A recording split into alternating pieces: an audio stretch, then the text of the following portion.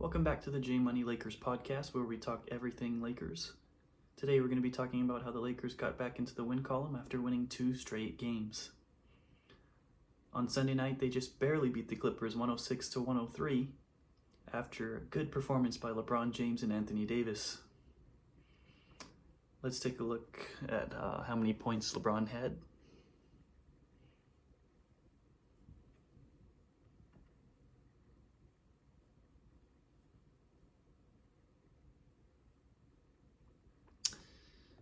Right here I can see that LeBron had 25 and AD had 22. And Taurean Prince surprisingly had 13 points, and he did hit the clutch three that, in my opinion, led the Lakers to the victory. I think Darvin Ham's best move was starting Austin Reaves instead of Jared Vanderbilt, because that lineup with Jared Vanderbilt and Reddish together was just not working out. Because they did not have a point guard in there. LeBron had to play point guard, bring the ball up every time down the floor. And that just doesn't work for him because LeBron's just too old to be doing that. LeBron's, at his age now, should just be posting up and going off cuts, catch and shoot, scoring in the post-ups like he usually does. That's how LeBron scores the best, in his post-up, or when he bully balls you off of that post-up.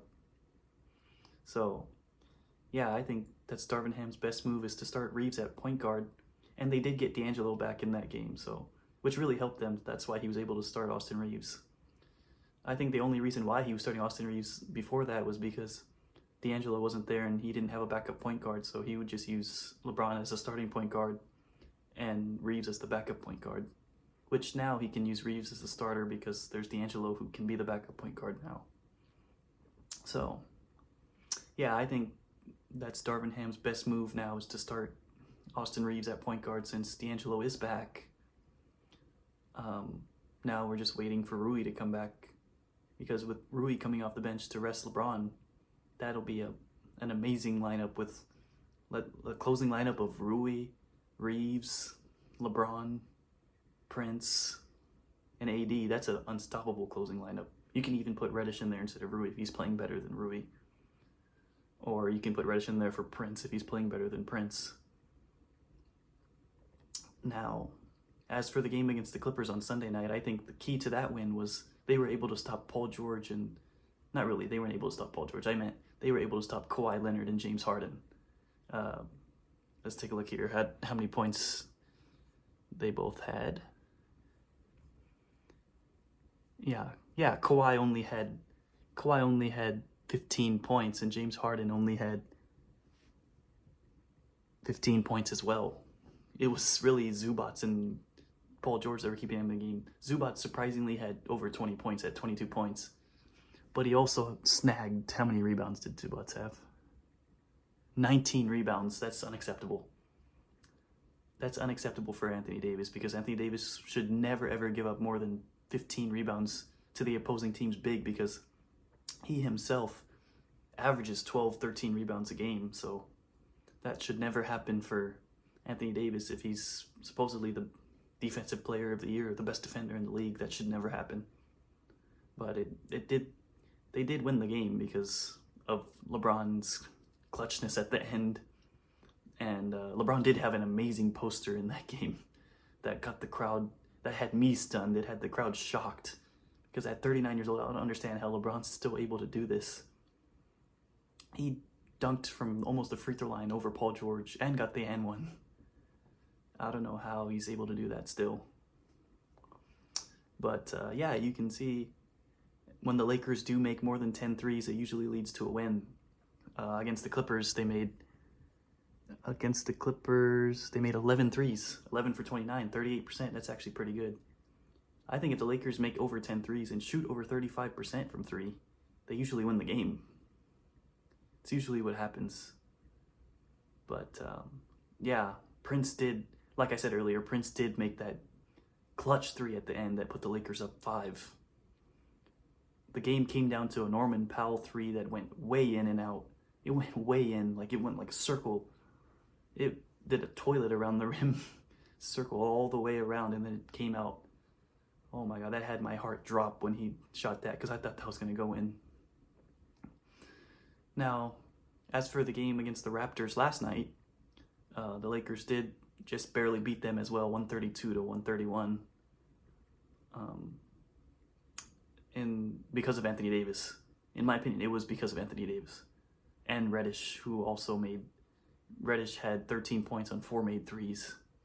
Usually Reddish doesn't shoot that well, which is why I wanted Reeves to start instead of Reddish in the first place. But hey, I may have been wrong, because Reddish did have 13 points on 4 made threes last night against the Raptors. So, yeah.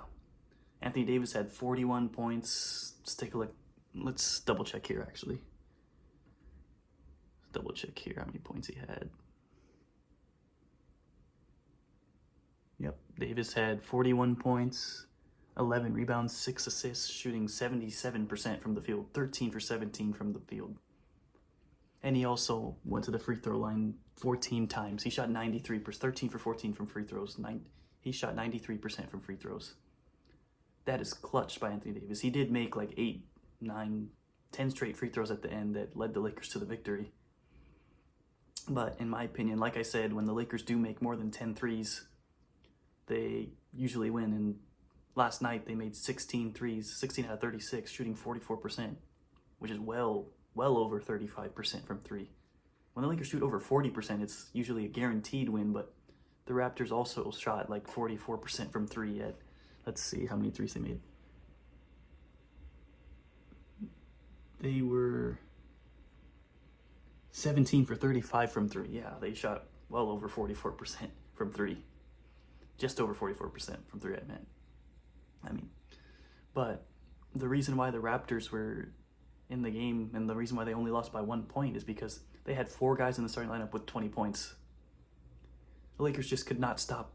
They were not able to stop Scotty Barnes, Emmanuel Quickley, guys like RJ Barrett, they weren't able to stop. And also, who else was there? Pascal Siakam too. Those 4 guys, they were just not able to stop. Barnes and Quickley were just scoring at will. Barnes especially was scoring at will at the rim, which I don't understand how Anthony Davis didn't have more blocks than he did. Yeah, I just don't get it. But the Lakers are back in the win column, and it's looking good for them.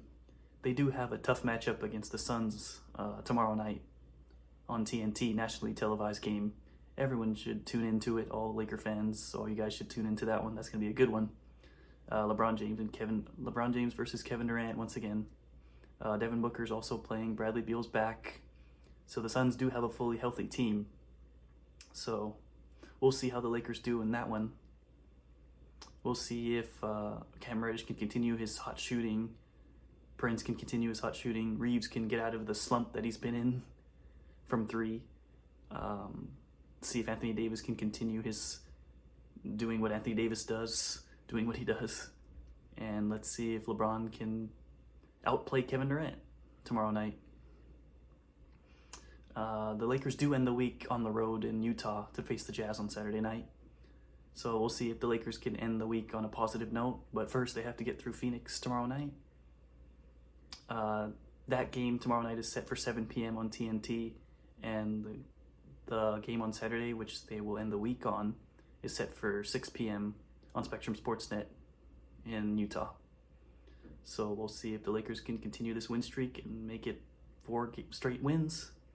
And I'll see you guys in the next video on Friday. Thank you guys for watching.